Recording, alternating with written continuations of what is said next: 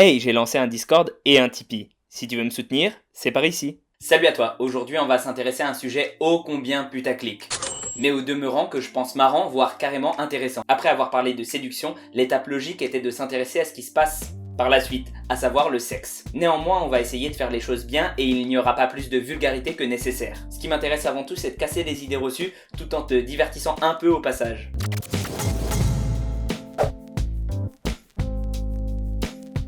D'ailleurs, en parlant des idées reçues, l'une des métaphores les plus habituelles, c'est le sport de chambre. Mais prenons-nous au jeu, peut-on vraiment parler de sport ou plutôt de cardio? Est-ce que les parties de jambes en l'air, solo ou accompagnées, peuvent se chiffrer en véritable perte calorique? Eh bien, ce genre de questions capitales, ça passe évidemment par la tête de certains chercheurs, notamment de l'Université de Montréal au Québec. Alors sans te faire attendre plus que de raison, ils ont mesuré qu'en moyenne, un rapport sexuel coûtait 100 calories aux hommes et 69 aux femmes, qui se trouvent de façon générale dans des positions plus passives. En gros, ça vaut pour 10 minutes d'action. Ce qui veut dire que prolongé à 30 minutes, ou 3 plages de 10 minutes, bref, de quoi avoir une échelle de comparaison.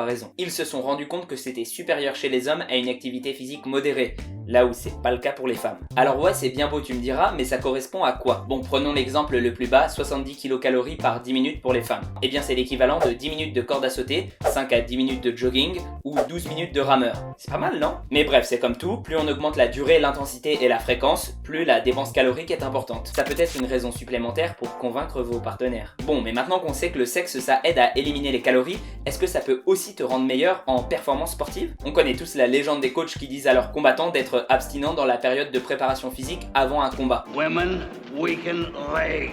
Et si je te disais que c'était une pratique inutile sur certains aspects et qu'en plus c'est presque contre-productif sur d'autres? Déjà, plusieurs études ont démontré que hormis si on a des relations 2 heures avant l'effort, d'un point de vue physiologique, c'est exactement la même chose. Mieux, une émission américaine s'est attaquée au mythe. Alors ça vaut ce que ça vaut parce que c'est assez sensationnaliste. Mais les 2 athlètes testés, des combattants reconnus de chaque sexe, ont significativement amélioré leur performance après avoir atteint l'orgasme. Et ceci apparemment grâce au bond en testostérone que procure l'acte. Je dois quand même ajouter pour contrebalancer qu'une étude chinoise a démontré qu'une abstinence de 7 jours amène à un pic de testostérone durant le dernier. D'autre part, il semblerait que 3 semaines complètes puissent légèrement augmenter les niveaux d'après d'autres études. Cependant, après 3 mois, c'est la cata et on tombe quasiment à zéro. En définitive, cependant, je pense qu'il ne faut pas trop se soucier de ça. On a trop souvent tendance à résumer le sport à du physique et de la technique, là où le mental a une place capitale. Si tu sens que te détendre avec ton ou ta partenaire t'aide, alors ne culpabilise pas, fais-le. Et à l'inverse, si tu as besoin d'être très énervé pour être en condition optimale et que tu sens qu'être abstinent, ça t'aide dans ce sens,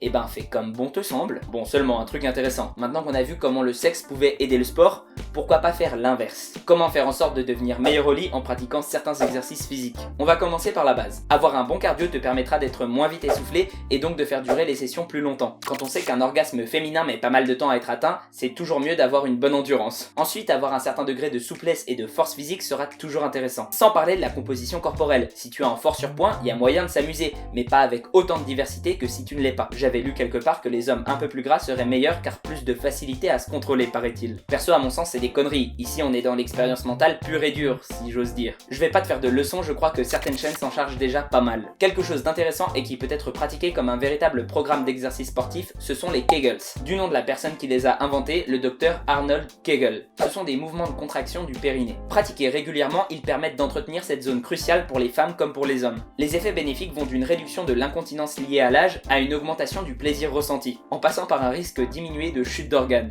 Toujours est-il que je te recommande fortement de t'y intéresser. L'investissement que tu pourras y mettre par rapport à la récompense que tu pourras en retirer est ridicule. Je te laisse des liens en description pour ça. La vidéo touche maintenant à sa fin. Le sujet est tellement vaste que j'aurais pu encore en parler pendant des heures. J'ai juste essayé de te faire un condensé du plus utile. Si ça t'a plu, n'hésite pas à le partager. Et sur ce, prends soin de toi et à la prochaine.